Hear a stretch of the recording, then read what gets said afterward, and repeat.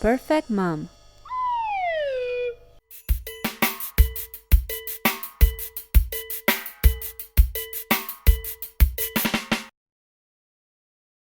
My name is Helen Naville. I'm a nurse and temperament counselor at Kaiser Richmond and in the East Bay. Most have the basics down somewhere between 18 months and 3 years. 2% don't at 3 years.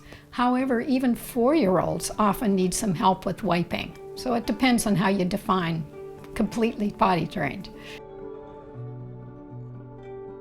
I counted my calls recently and found that of 750 calls in a year, about 12% of those, 10 to 12% were about potty training.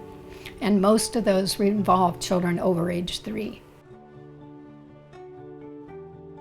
Obviously, development is a piece of it. Girls tend to train a couple months earlier than boys. And if there's significant developmental delay, that will make a difference. But in fact, the vast majority of families I talk with, there is not a developmental delay. In terms of causes of why the wide age range, I see that as being primarily due to temperament differences. So in temperament, we look at a number of different traits. One of them, for example, being sensitivity. So a highly sensitive child easily notices the internal cues to pee or poop, and they don't like being in a wet or dirty diaper. So they have a lot of internal information and incentive, and often potty train early. On the other hand, a child who's low in sensitivity has less information and less incentive. Another trait that's important in this is adaptability. So some children very easily go with the flow, make changes, and adjust what they're doing. Other children, who I like to call natural planners, don't like surprises, and for them transitions are hard. So for them, the cues that come with having to go to the bathroom arrive suddenly out of the blue, which is hard for these children. And then it's very hard for them to get up and stop what they're doing, especially if they're having a really good time in what they're doing at the moment. So for them, it's being able to just pee or poop in a diaper avoids a big sudden change. It's a lot easier for them. And then there are the children who are high in energy or very intense. In order to poop on the potty, you have to sit still, which can be hard for high energy kids, and you have to relax the muscles of the anus, and that can be very hard for an intense child, especially if they're feeling pressured to perform while they're sitting on the potty. Many of those kids will sit on the potty and not poop, and then poop 5 minutes later after they get up and relax.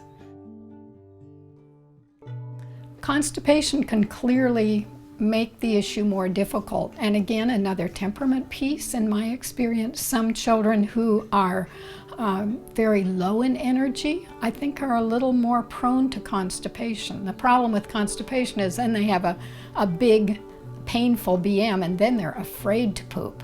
And so either low energy or children who are hesitant, feeling pressured, and therefore hold back and don't go until they have a big poop, then you can get this vicious cycle of fear of pain and then waiting longer and therefore having more painful BMs. So avoiding constipation is really important in this process. Power struggles are common in potty training, and one of the reasons I think that's the case is potty training happens often in the second year, and that's the I want to do it my own way year.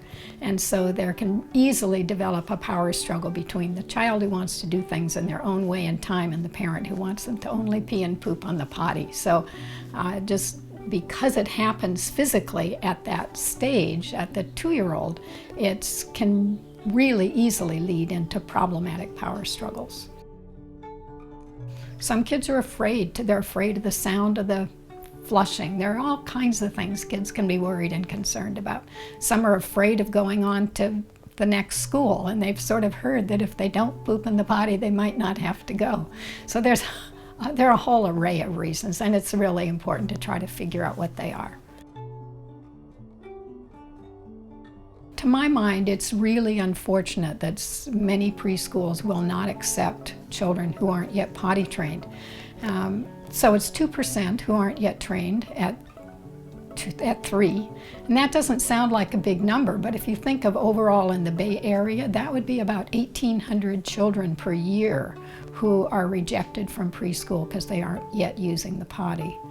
And I know that preschools have issues around staffing, and I know it's hard, but on the other hand, we do accept children in preschool who don't yet know how to stand in line or how to take turns.